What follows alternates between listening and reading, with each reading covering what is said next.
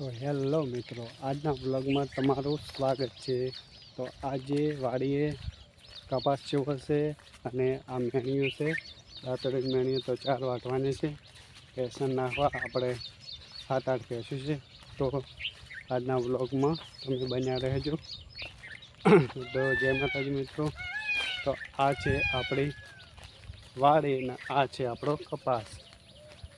તો મિત્રો કેવો લાગે છે આપણો કપાસ વાડીએ?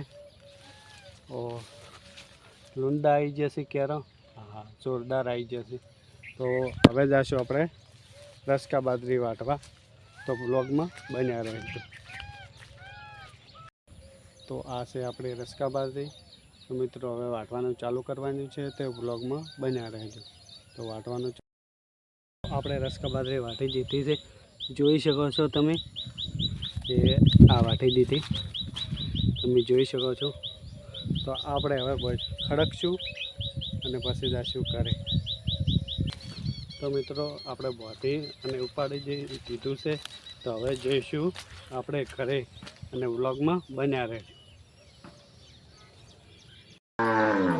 તો આપણે આવી ગયા છીએ ઘરે।